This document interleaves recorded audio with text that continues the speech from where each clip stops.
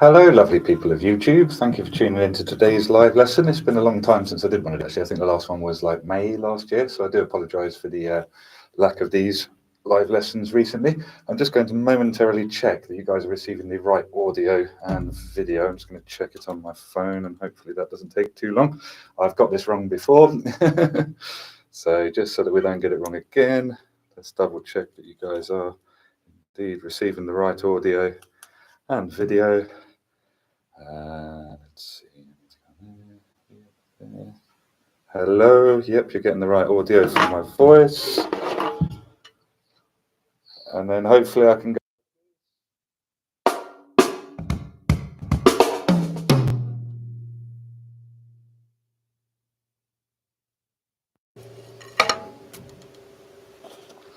Yep, looking good. Cool. Okay, so welcome to today's lesson. A little bit nervous about this one, I must be honest, in that we're going to break down an Aaron Spears transcription that I recently did. You guys might have seen my most recent video where I broke it down at the bottom, where you've got the sheet music underneath. That was just kind of a labour of love over COVID lockdown, really. I was very bored, not being able to play real drums. My neighbours would go spare if I played actual drums in my house, so I tend to play on a rubber practice kit. And in order to alleviate my boredom and not go completely insane, I started to transcribe some of Aaron Spears' videos, which I wasn't going to share amongst anyone apart from perhaps myself and my students. But now in the event of his untimely death, it's absolutely tragic that he's no longer with us. But in that event, I figured it'd make a nice tribute. And anyway, for today's live lesson, I thought I'd break it down for those who don't read music. That's fine if you don't read music. There's plenty of people out there. If you would like someone to teach you to read music, I'm your guy. Give me a shout and we'll book some live lessons in like this. And I can teach you pretty much anything over an internet connection these days. Since COVID, I've got very used to doing this sort of thing. But anyway, a little bit nervous about this one in that when I was recording said video, I did mess this up a little bit. I've probably mentioned in these streams before that when I'm trying to play someone else's thing or a pre-written thing, I can't help myself. I end up improvising and I end up playing something else. So if that happens today, I do apologize. But before we get any further, let's demonstrate the idea that we're going to be breaking down today.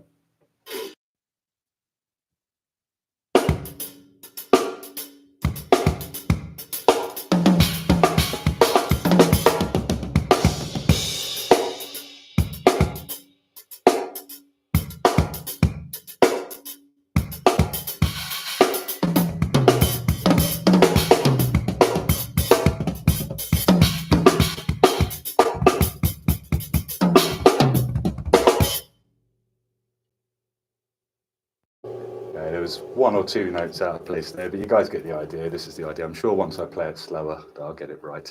But that's the trouble when you're trying to play a pre-transcribed thing. Foolishly, I didn't bring the sheet music with me today, but it's kind of up here, so we should be okay. Let's break this down. I'm not going to spend too much time breaking down the groove, but just very quickly, it's the same groove as what's on the track. Obviously, Aaron was a pro. He's keeping Usher happy by playing the groove that is on the track. Let's break that down just shortly. I find it interesting because he starts on beat 4. Let's show you what I mean by that.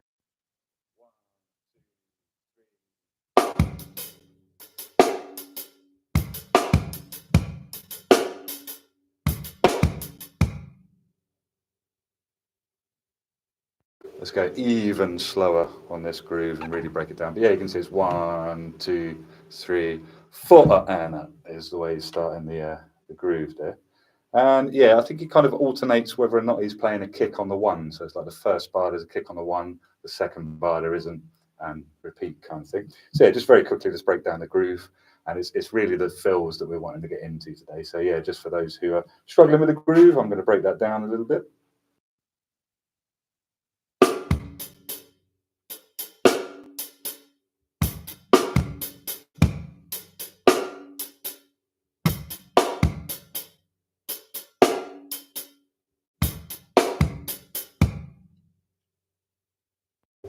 Okay, so it's quite a simple groove really, and as I say, it's interesting that he starts on beat 4, and it's also interesting that he doesn't always play a kick on the 1.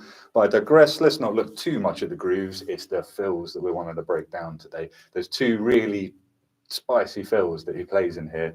That was kind of my reason for transcribing what he was playing there anyway. I figured, once the world returns to normal after COVID, it'd be great fun to learn to play these ideas. Aaron was left-handed, and I've noticed a lot of my favourite drummers are actually, like, whether I know it or not, it turns out you watch them in an interview and they go, yeah, I'm actually left-handed, but they've learned to play a right-handed kit. Some people don't realise that left-handed kit goes the other way, so they just learn to play this way. And there is definitely an unfair advantage in this, I feel.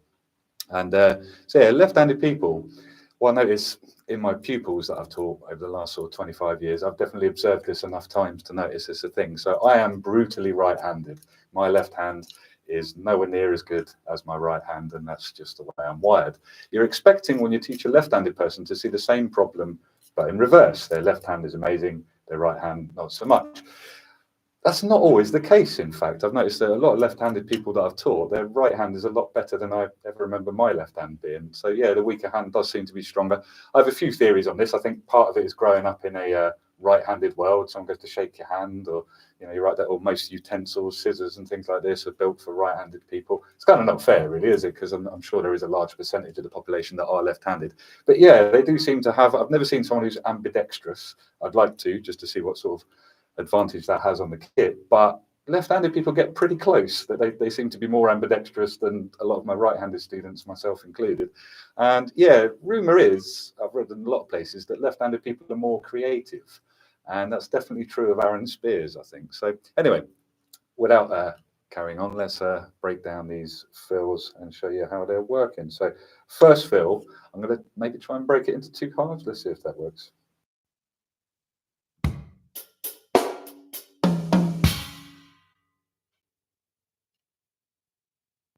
Let's break that down a little bit slower. So it's kind of starting with the part of the groove.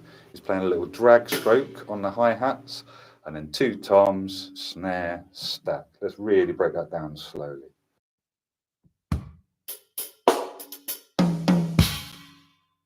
Really slowly.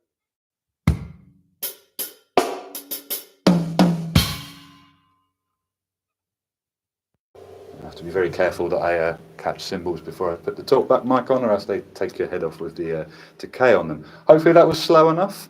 And then after that, he plays.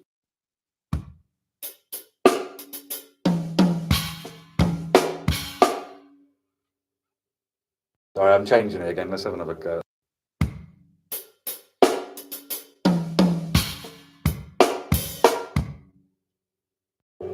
Okay. And then it's a lot of hertzes after that. Let's break down what a hertzer is. I'm going to play this on the practice pad, and hopefully it's not going to be too loud through the talkback mic. A hertzer, I don't know where they get the S from. The spelling of that is H-E-R-T-A, but everybody I've heard pronounce it says hertzer.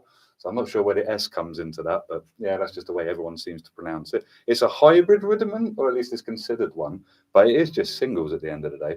It's a three thing, so it goes 1 and 2, 3, 1 and 2, 3, and the sticking of it is right, left, right, left, right, left, right, left. Or Aaron seems very comfortable with leading this the other way. That I'm not comfortable with that, I have to admit. So left, right, left, right, left, right, left, right. Aaron sticks it like this quite a lot. There's kind of both in this transcription. So yeah, perhaps you'll find, like me, that learning this helps you with the left-handed version of the Hertzer hybrid rudiment. So let's break down that intro one more time. It's going like this.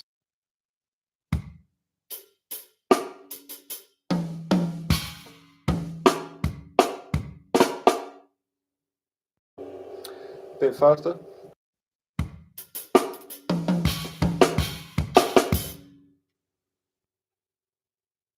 And again, that part a little bit slower.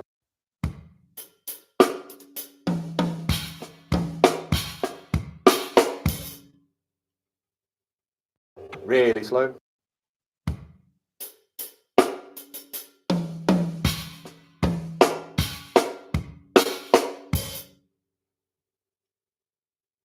Okay, and then this is where the Hertzers come in. We're going.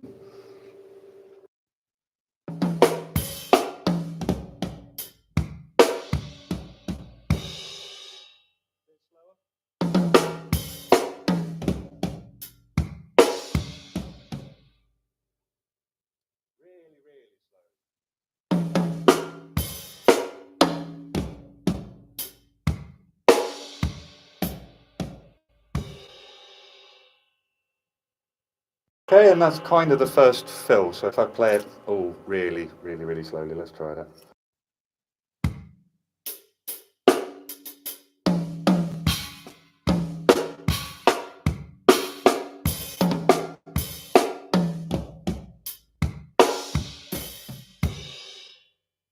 Even slower.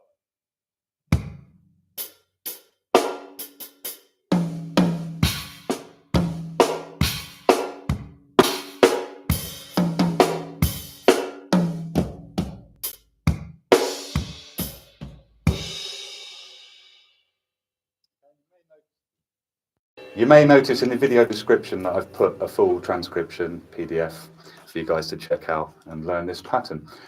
So that's the first fill. Let's play it a tiny bit faster so you can feel the context.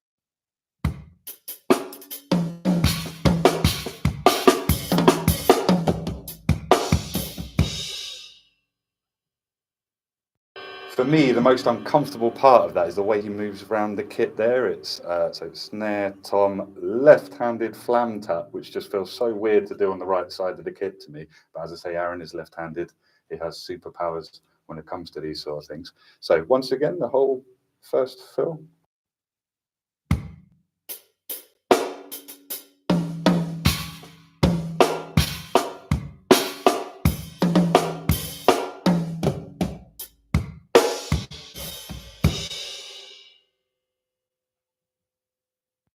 Okay, please let me know in the comments if I haven't slowed things down enough. Sometimes things sound very slow, and then when I watch it back, I realise I played it too fast. I think it sounds faster in my head than it actually is, kind of thing. Let's really, right, for those who didn't think it was slow enough, just in case there's anybody out there, I can't see anybody in the comments saying so, just in case, let's play it like painfully slowly.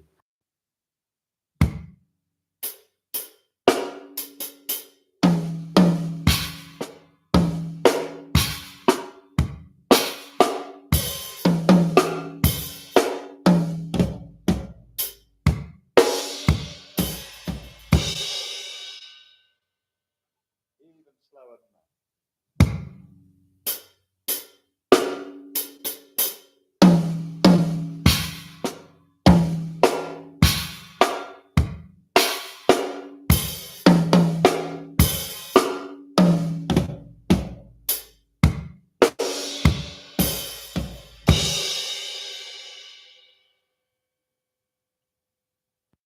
Okay, so that's the first fill that Aaron plays on the particular video. The particular video that I transcribed it's him live in Glasgow. I'll put that in the description as well once the lesson's over, so you can see the master at work.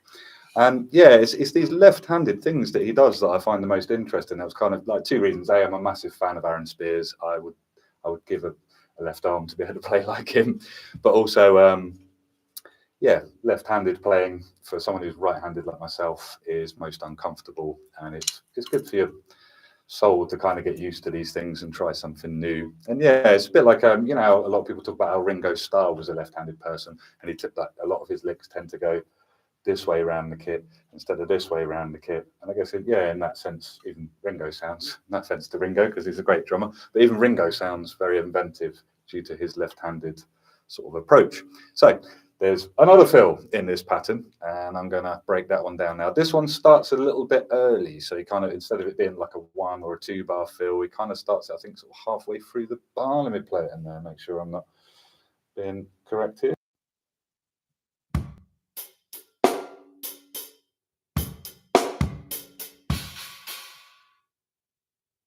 Okay, yeah, so it starts a bar early. I was wrong about that. It doesn't start halfway through the bar. It feels weird for me to slow this lick down because I've sort of spent a lot of time kind of practicing it at full tempo so I could make the video that you guys saw with a transcription underneath it. And yeah, I had to remind myself how to play it today because, yeah, as I say, when I play things that are pre-transcribed, I end up changing it and adding my own thing to it. I just can't help it. I like to be inventive when I play the drums. But yeah, it doesn't help when you're trying to break down a specific thing like we are today. Anyway, let's get into this second fill. Second fill works kind of like this. He's starting on the stack, and he plays like a hi-hat in the middle of it. So if you imagine it's kind of going 1, E, and like so. If I break that down.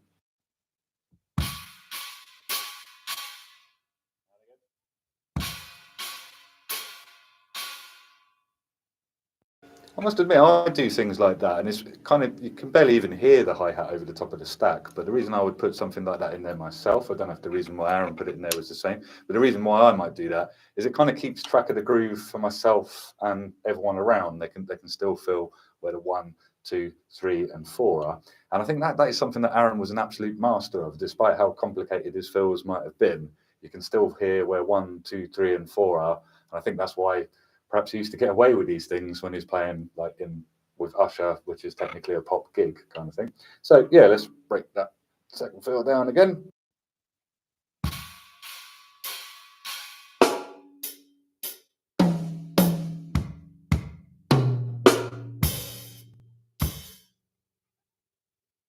Okay, if I play that a little bit faster, just for my own sanity, so I can make sure I'm playing it right. It sounds weird slow to me at the moment.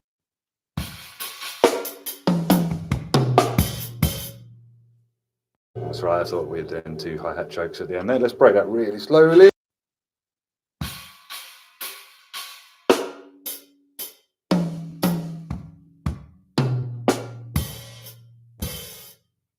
Even slower.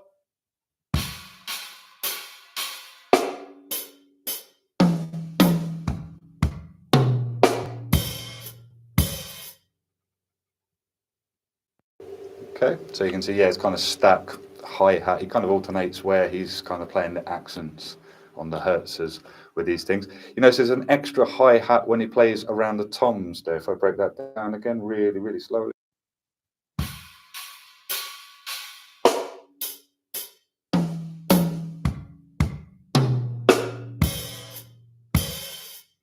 Even slower.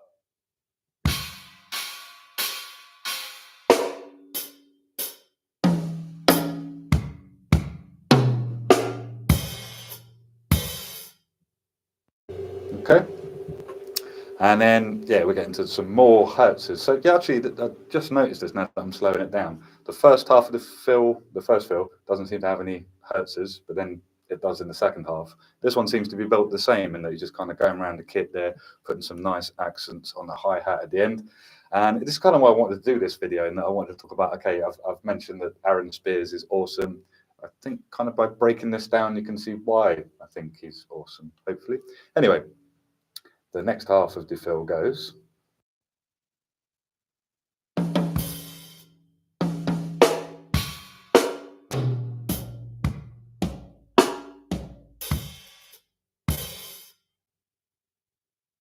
Okay, so you can kind of see it's ending in a similar way, except he's going left, right on those last 2 hi-hat patterns. Let's spread that down even slower. Please let me know in the comments if it's not slow enough, my breakdown. As I say, it sounds slow to me, but it might sound fast to you.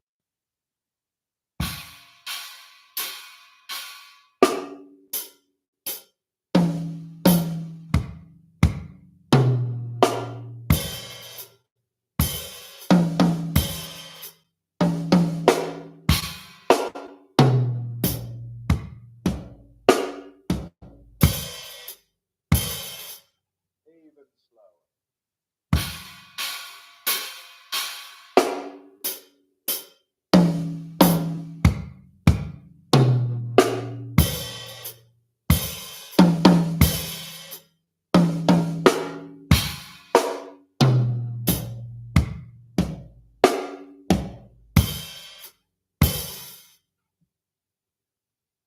Okay, so again, please let me know in the comments if you didn't get that and you would like me to break it down even slower, or if there's a specific bit that you're not cracking, just please mention this in the comments. And this is kind of why I'm doing this live, really, in that we can kind of communicate like that. Nobody's saying in the comments just yet that I'm not playing things slow enough. So then, last but not least, this is my favourite part of the fill. It's really difficult to do, so this is kind of still a little bit hit and miss for me. I think, yeah, it took me a few takes to get the video with the transcription that you guys saw, hopefully. But I think, yeah, this was the bit that required me to take so many takes. One of the times I messed this bit up. And it's just a really odd way of moving, but I guess for a left-handed person, it feels fairly natural. Let's show you what I mean by that.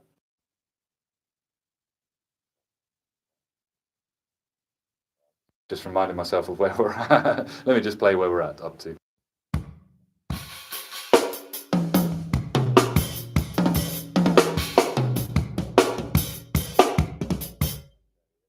Yep, I'm there now. So last half of this fill, we're going to go like this.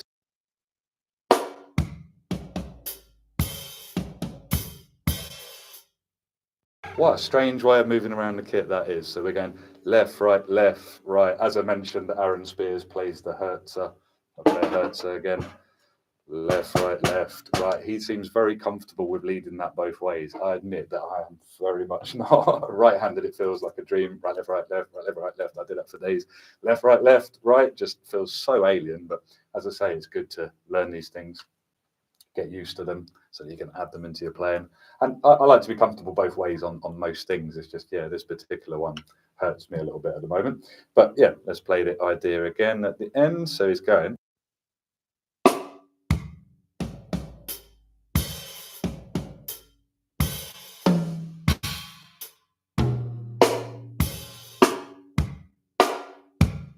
Really slowly.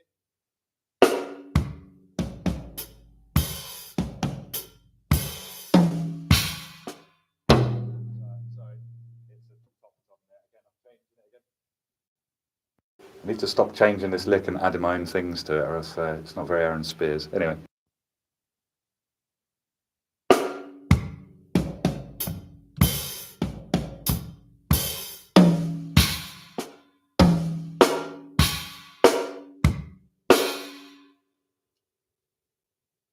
Okay, I'm going to play that a little bit faster just for context. Let's start from the beginning of this fill with a stacky.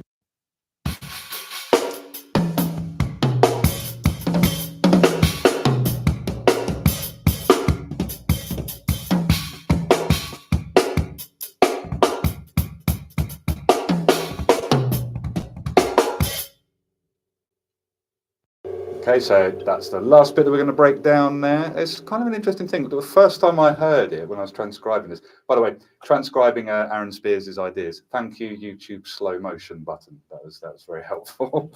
I admit I had to use that a few times, particularly on this bit here. I thought he was playing this like a Swiss triplet idea. There's another rhythm we're mentioning today. Swiss triplets go right, left, right, left. It's basically a single and a double stroke. 1 + 2 makes 3. And of course, we're getting a triplet out of that. I thought that what he was playing was this.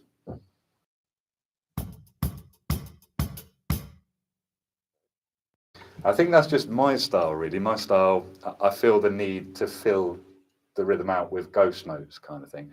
I don't think that's what he's doing. Correct me if I'm wrong, but I've watched the video several times in slow motion, broken it down so that I could transcribe this. And I'm pretty sure that this is what he's playing.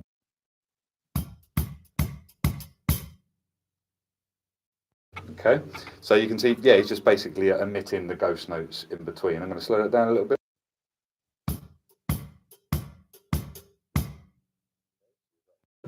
Right, left, right, and again, left, right. There's another left-handed Hertzer for you guys to trip over. Certainly makes me trip over anyway. So, that last part.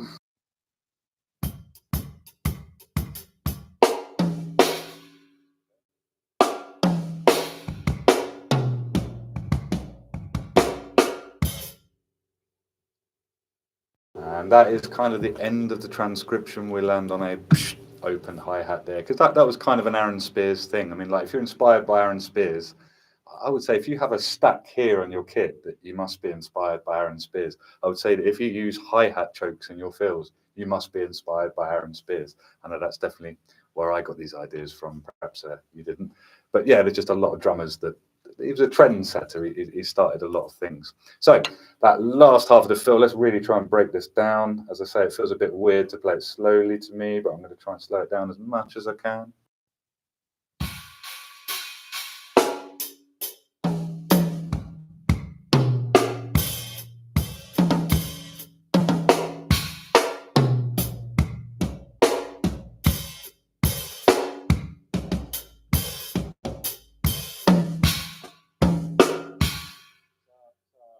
Sorry, I confused that last bit with the first part. I'm not doing very well today, am I? As I said, I was a little bit nervous about teaching this one because it did take me a couple of takes to play what he plays in the first place. So, and again.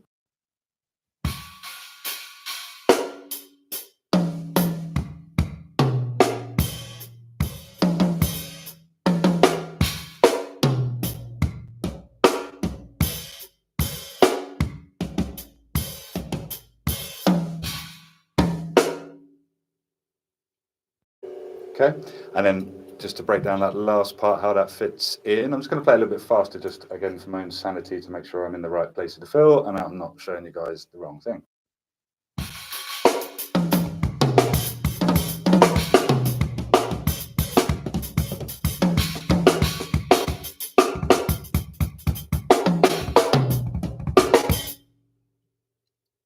Let me play that a little bit slower. I was right there. Sorry, I'm doubting myself.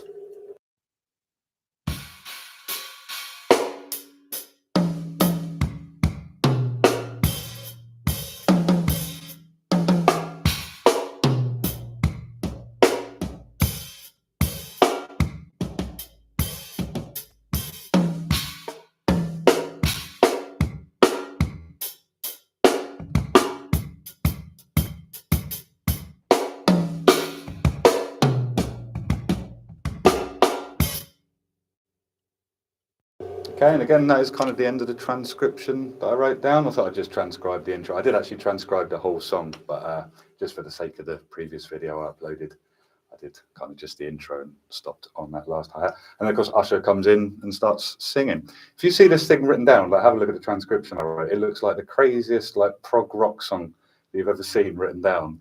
And no, it's not. It's the intro for an Usher song. And as I say, that's what I find so wonderful about Aaron Spears, the fact that he kind of would play such complicated chops, but more importantly, get away with them. They fit so well. And he's still showing the singers and the dancers where 1, 2, 3, and 4 are.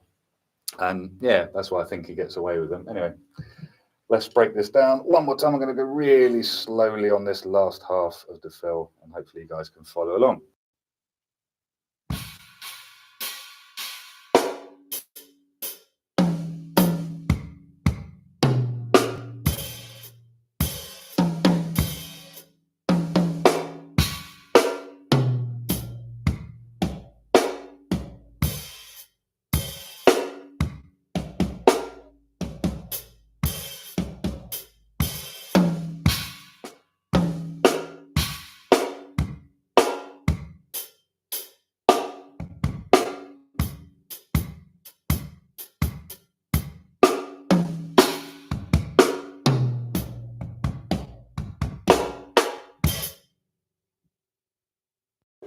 Okay, let's play the whole thing just so you can hear it in concert.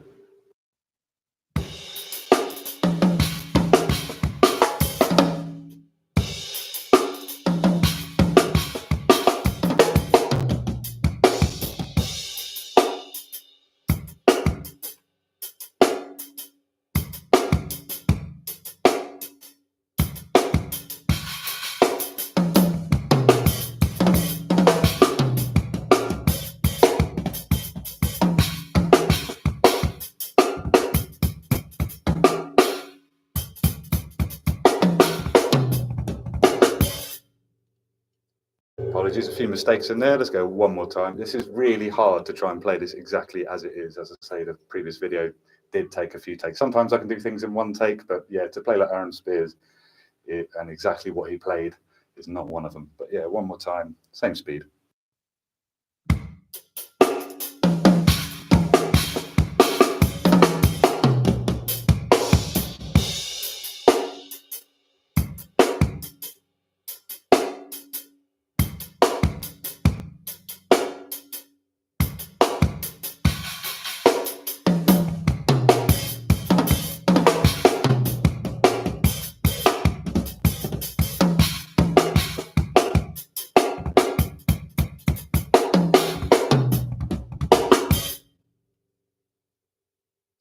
There we go, that's the full lick. Perhaps if I play that at maybe half that tempo, so we've got the whole thing at the end, so you guys can follow along.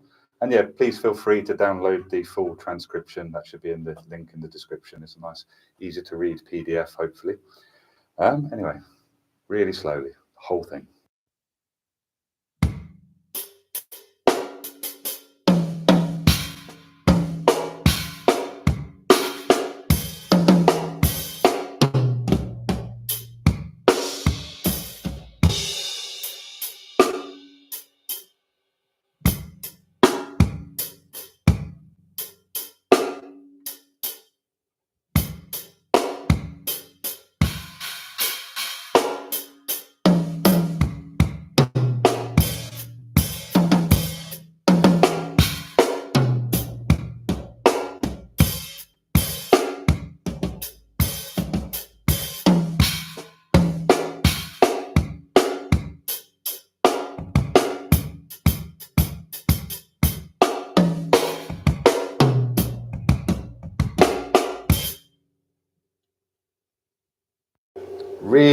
read really, really, really slowly, painfully slowly. Let's try it.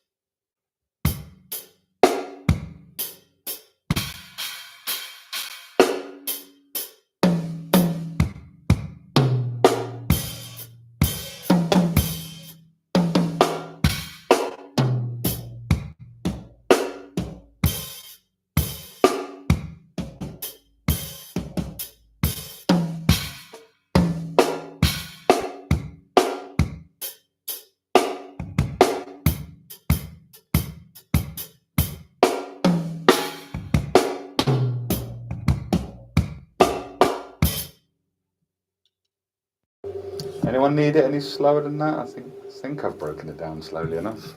Really, really, really, really, really painfully slowly.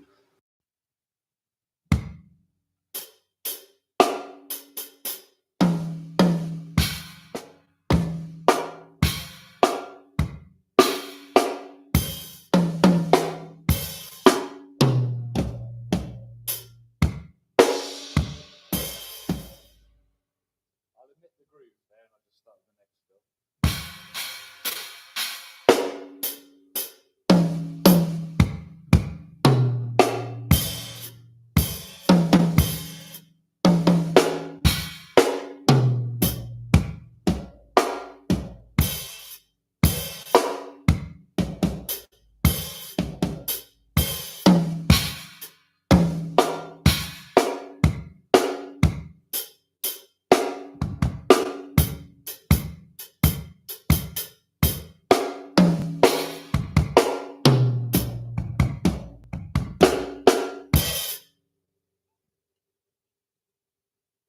Okay, so hopefully that's broken down enough and you guys can see how it works. Like I said, there's sheet music in the description for those who do read. Hopefully for those who don't, I've slowed it down enough and you can see how these ideas work. Plenty of hertzes in there that lead right, left, right, left, left, right, left, right. And a few ideas that, yeah, perhaps I wouldn't have done, like that, you know, when I was describing on the hi-hat where I thought it was a Swiss triplet. That's probably how I would have played it. So, you know, the bit where we go,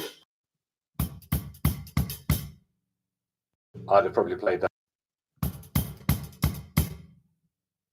Which is probably a few too many notes, to be honest. But yeah, that was interesting to me that he plays it that way. The fact that he starts on beat 4 of the groove, like when you guys are making up your own drum patterns for your own bands, perhaps you might like to start on beat 4. No one would ever know that it was an Usher song that you got the idea for that from.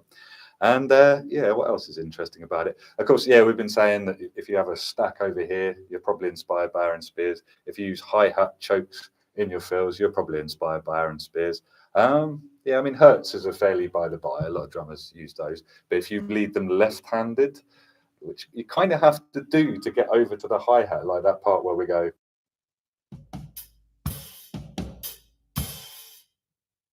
That kind of needs to lead left-handed if I break that down a little bit.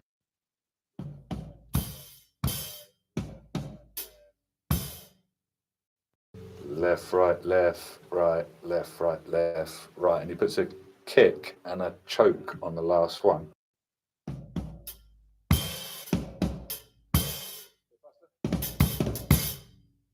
Again, that feels so alien to me to move in that kind of direction on the kit. Feels very, very weird. I mean, I've noticed personally, if I add an 8-inch tom to my kit, it's great fun because you've got lots of toms. But for some reason, my brain just doesn't like going this way. Like if I added more floor toms and I was going this way to the right, yeah, no problem. I could do that for days. But yeah, for some reason, this direction for us right-handed people is not comfortable. But yeah, this is why we're going to study patterns like this, is because it helps to get used to moving in that direction, hopefully. So perhaps if I play it at full speed one more time and try not to mess it up, let's see if we can do that.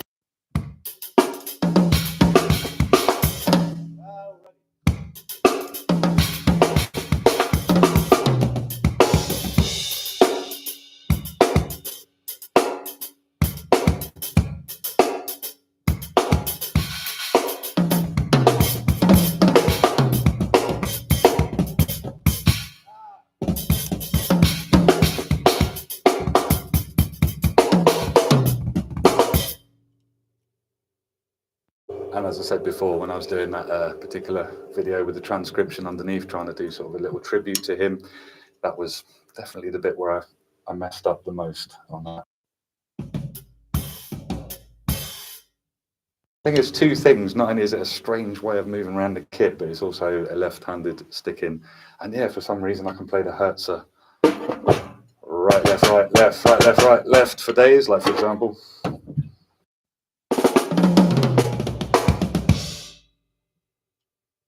Yeah, I'll play fills like that for days and not even think about it, but yeah, leading it.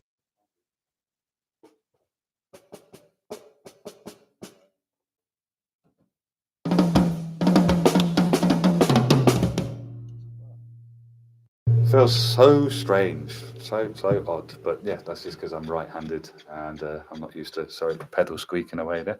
That might need some oil. This mic is very sensitive to talk about mic as well, so I noticed earlier that it was picking up the ticking of the clock, so I kind of messed around with the settings to try and get it to sound right. So yeah, hopefully you guys learned something from today's live session. I tried to break it down as much as I possibly could. Why not? Before we end up today, let's like play. I'm going to play it as if I'm like in slow motion, as if like a record player has slowed down. Let's see how slow I can play this. It feels very strange to play this slow, as I say, because I spent so much time trying to practice it up to tempo to do the tribute video. But anyway.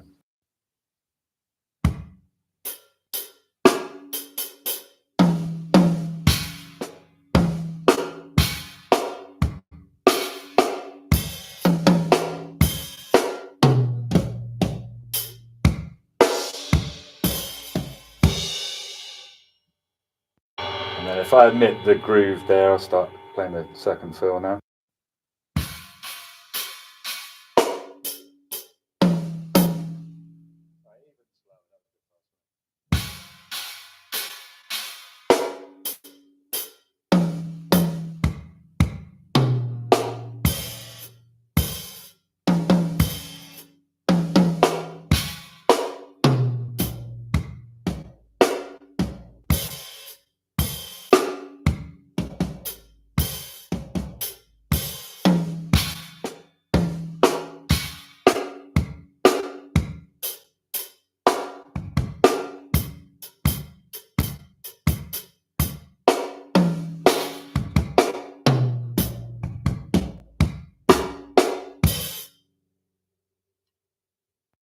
Even that last part is 5. Like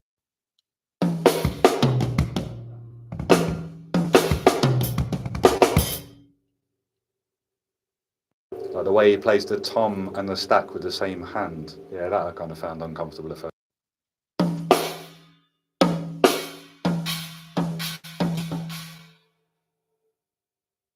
Trying to move from one to the other is, yeah, a little bit interesting.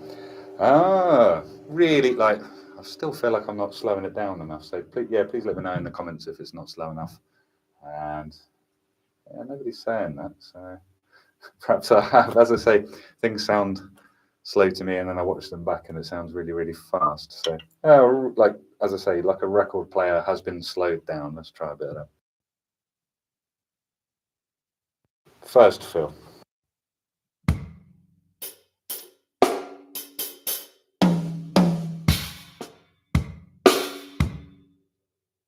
Sorry, that wasn't right.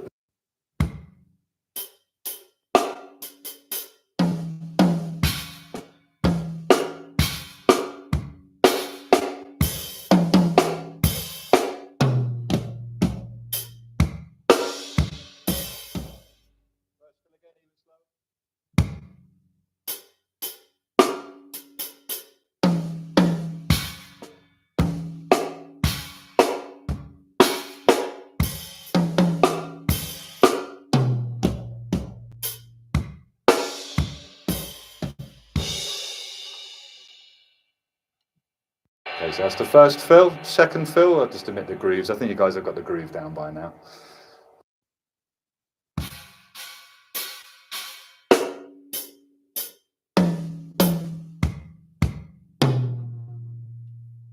It still feels a bit fast. Let me go even slower.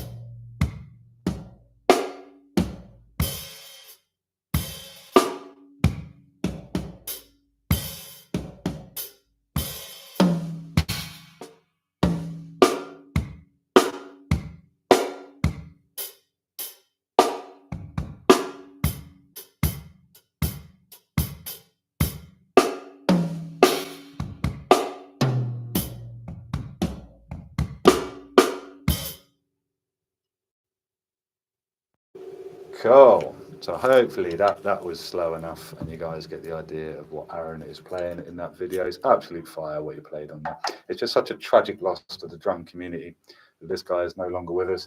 That's kind of why I decided to do this pattern for today's live video, and I thought it'd make kind of two tributes. I've done the first tribute where it's like I managed to sort of sync his video up with mine and put the transcription underneath. That did take a little bit of video editing, but as I say, it was a labour of love because I think I'm going to really miss Aaron Spears and seeing new ideas from the guy.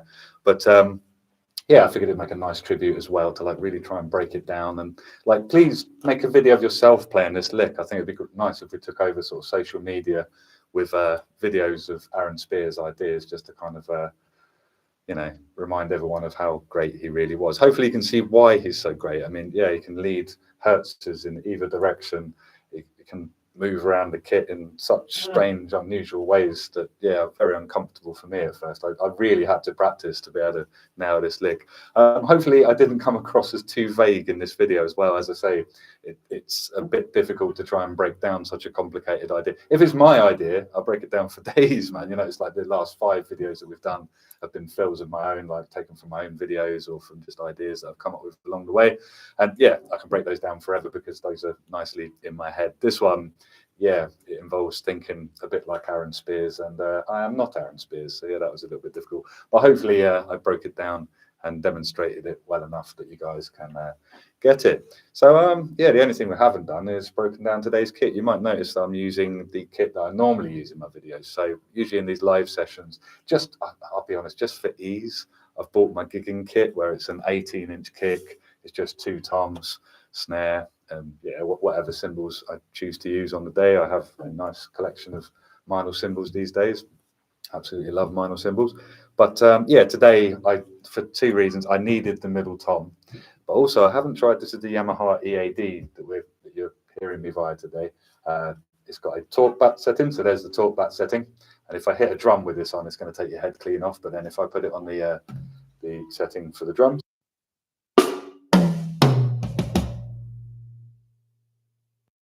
see it for one microphone. This really does make things sound amazing. It is not as good as working with my engineer that I normally work with here at SoundArt to do the professional looking YouTube videos that you see. It's not quite as good as that, but for one microphone that literally takes that long to set up, it is pretty amazing what it does.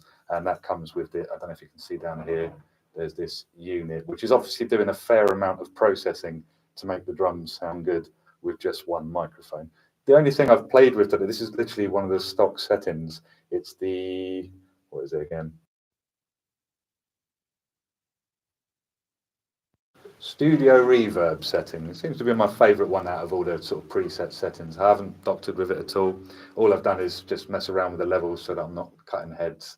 And then we're going into the back of, from the EAD, I'm going into the back of a Zoom camera, which has 2 jack inputs in the back. And I've got 2 levels on the camera just here, so I can just make sure that it's not clipping when I talk, or maybe when I hit a snare and it's not taking your head off. But yeah, so I wanted to hear what my really nice Star Classic kit sounds like with that. So yeah, the normal kit that you see in my video lesson videos is a Silver Star kit, as I say, with an 18-inch kick, and it's just easier to cart around really. This kit is quite heavy and quite expensive, but yeah, worth it. This is my Star Classic. I don't think Tama make this kit anymore, so it's a Birch Babinga. That's the kit that you normally see in my videos, the sparkly one basically. The other kit isn't sparkly.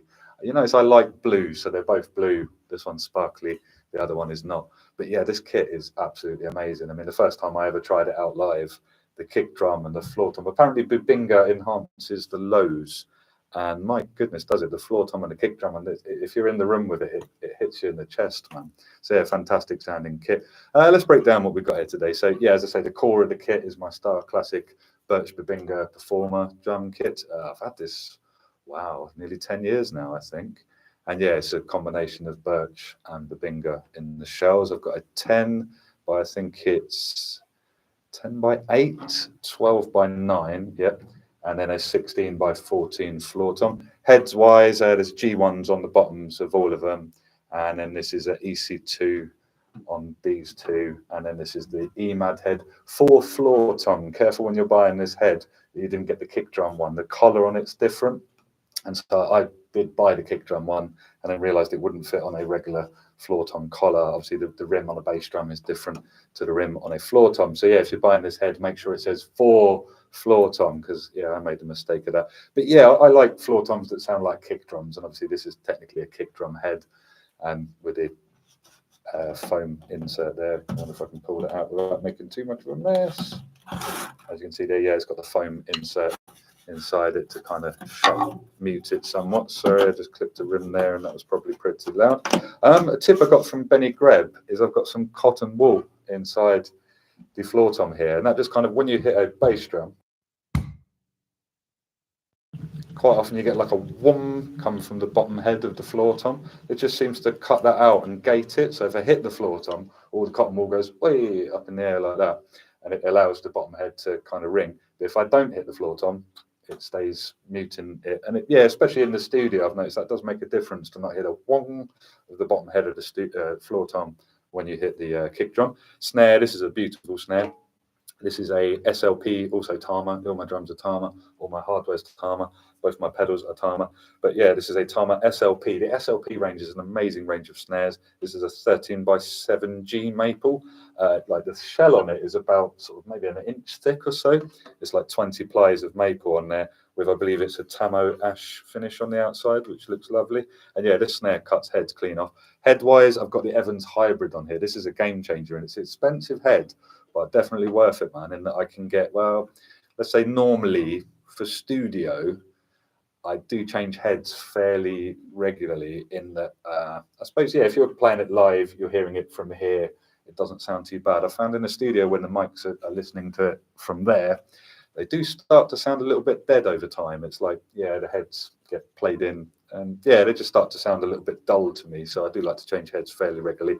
If this was a regular snare head, I'd be changing it based on the work I do at the moment, probably every 2 to 3 months or so. This head has been on here for nearly 4 years now, and you can see it, there's literally no wear on it whatsoever. I think it's based on a marching head. It's not a marching head, because obviously marching heads are really thick and they would rip all the lugs out of my snare drum here if I tried to bring it up to the tension that I've got it at today. But yeah, this hybrid head is just literally indestructible. I can't break them. I think I've got the Evans 300 Hazy on the bottom. That's a standard bottom head. These are the tuna fish lug locks. You need these in your life, man. So they hold everything in tune. You know, it's on this kit, not so much on my live kit because I pull it in and out of cases quite a lot, but on this kit, every lug is locked apart from the kick drum, because obviously the lugs on there are slightly different. But yeah, top and bottom, every lug is locked. I've got the clear ones on the toms just because I think it looks a little bit better from the front appeal. And then yeah, this I like blue, so this snare didn't have quite enough blue on it for me. So I thought, yeah, if I put the blue tuna fish on here, as you can see, how it works is this little tail on the fish stops the tuning tension rod from spinning around. I do hit fairly hard on rim shots, and I used to find that, like, especially this side of the snare would down tune over time. And none of that, I hate tuning, man.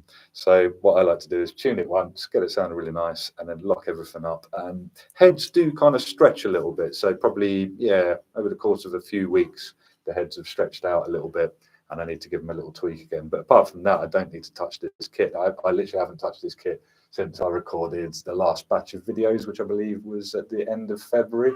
So yeah, if you don't like tuning, or if you want to keep your drums in tune in transit, yeah, sometimes in the cases they can rattle around, get some tuna fish lug locks. Anyway, I digress. Pedals wise, these are Iron Cobra 900s. I've got the hi-hat stand and the pedal, just a single pedal, of course. And then cymbals, let's do that. So we've got a 13-inch set of Byzance fast hats here. All the cymbals are Meinl. This is a Byzance set of 13-inch fast hi-hats. Something I didn't realize when I bought these is that the bottom cymbal is a dark finish. I don't know if you can kind of see that on the video. That's a dark finish, and then the top is brilliant. I couldn't, you know, that was brilliant because I couldn't decide between the dark hats and the brilliant hats. And I didn't realize that these were a bit of both. You normally see like photos of them just from the top, so it looks like they're both brilliant. But in fact, yeah, this one's a dark cymbal on the bottom. Then over here, we've got, this is a vintage Byzance Trash Crash with a 10-inch Byzance Brilliant Splash on the top. You probably noticed I've tried to mimic Aaron Spears' kit setup a little bit today, just again in tribute to the man. So yeah, he kind of has a stack over this side, and he tends to have it a little bit looser than the stack he has over that side. I believe he's got one of them Zildjian springy things on the top, but I don't play Zildjian cymbals, I play minor cymbals. Anyway, over here, we've got an 18-inch Byzance medium thin crash. Over here, this is a 10-inch vintage splash, trash splash even. And then here, this is an interesting combo what I'm using over here, in that it's not the one that I've used in the past. It's a 14-inch filter china, Generation X, also minor. And I normally I've got two of these trash splashes. I've got a brilliant one and one of these dark ones. And the last video session, I was like, what happens if I switch the brilliant one? I normally have the dark one over here and the brilliant one over there. I thought, what happens if I switch those round? And I quite like the look of it, if I'm honest. But yeah, the sound of it's quite cool as well. So that's a 12-inch Classics Custom dark trash splash on the top there. This ride is amazing. It is a Byzance Vintage Pure ride, 20-inch. And then over here is my favorite minor cymbal. I've done a few videos on how much I like this cymbal in the past. I think, yeah, this is my Desert Island cymbal. You can only take one crash cymbal with you. Okay, it's this one. And it's a Byzance Extra Dry Thin Crash 20-inch. If I just hit this with the talkback mic off.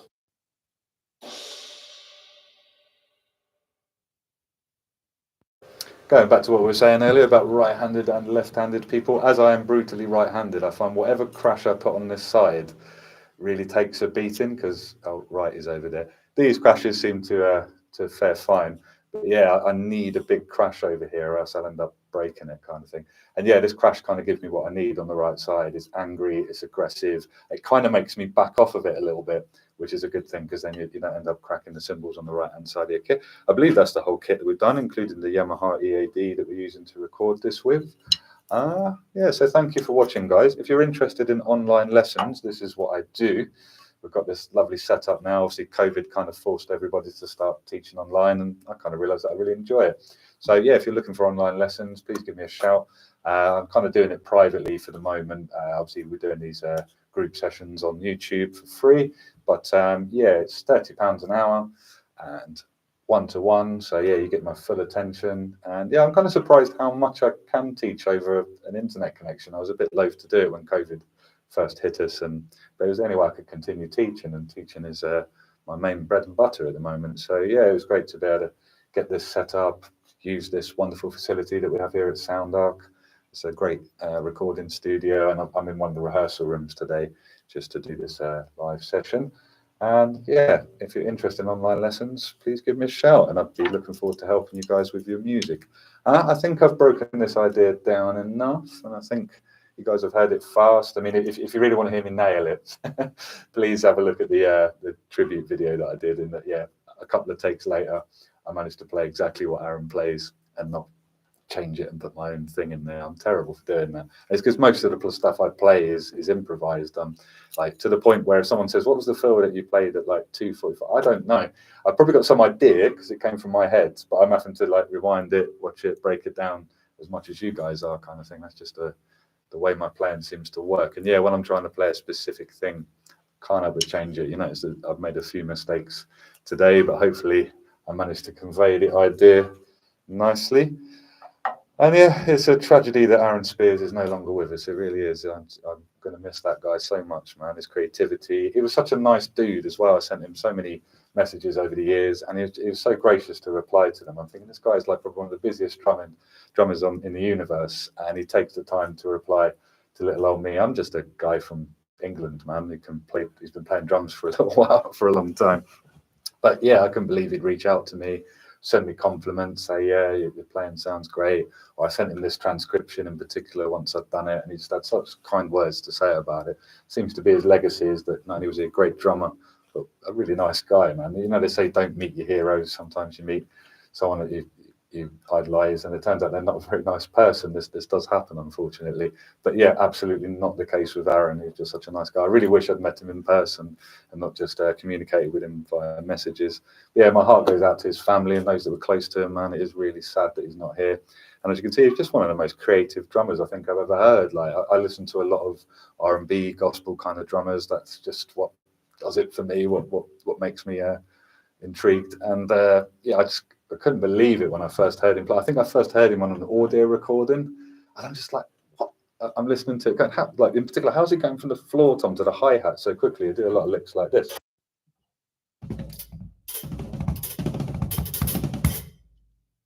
I'm thinking, how's he moving from here? I can do it now, but when I first did it, I'm thinking, how's he moving from here to, if you think this is like the biggest distance most of the time you can traverse on the drum kit, everything else is kind of a bit nearer than that. Practice that stuff if you're not used to it, getting from the hi-hat to the floor tom. I promise you it makes everything else feel like it's not so far away. If your kit's set up nice and neatly, like I like to keep my set up. But yeah, just one of the greatest drummers to ever do it. Every time I heard him play, I'm like, what was that?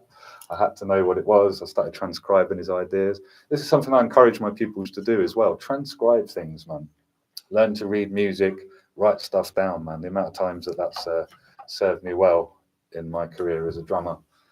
Yeah, I've never regretted learning to read, put it that way. And obviously a lot of the gigs I do, I'm not reading, but yeah, it's definitely a skill to have. Like, for example, if I'm doing a gig and there's a, I don't know, a stabby part where it's going da da da da da da da da da. I think, yeah, I'm going to forget that every time when it comes up to it. So I'll write down the rhythm da da da da da da da da da, and I'm not so much reading it, it just more serves the purpose of like, what was that thing again? What was that thing again? You ever had this happen on a gig where you're thinking, oh, no, I can't even hear the first note of it.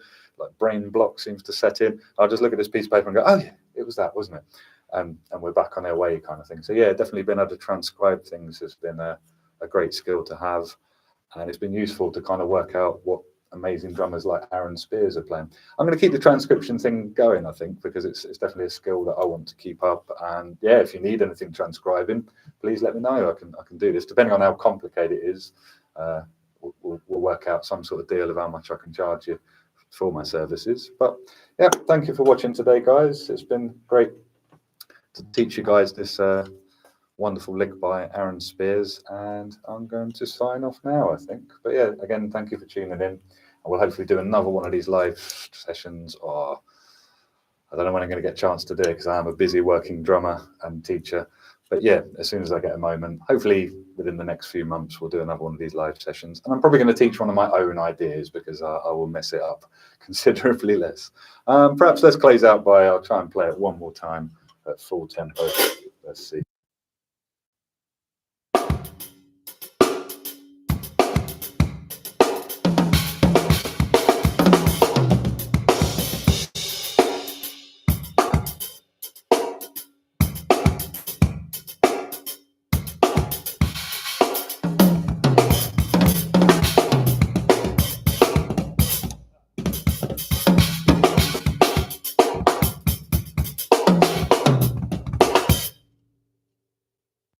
Every time, man, that bit hurts it between the floor tom and the.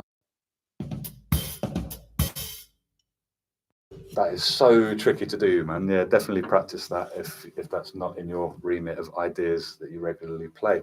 Again, thank you for tuning in, guys. If you're looking for online lessons, please give me a shout. And yeah, it's been lovely to kind of do this as an online lesson. Something I am intrigued by, just before I sign off, is do you guys prefer this format for free lessons where I'm kind of live and I'm interacting with you guys, hopefully? Or do you prefer like a pre-recorded shorter thing where I just slow stuff down and maybe put sheet music underneath? I'm intrigued as to which format people prefer. So obviously, yeah, going live for an hour is different to just a short thing where I notice there's a lot of these sort of videos, short videos with just a little bit of sheet music underneath it. They play at full speed, they play it slowly, done. So yeah, let me know which format you guys prefer, and I'm going to sign off now. Thank you again for watching, and hopefully we'll see you next time. Thanks.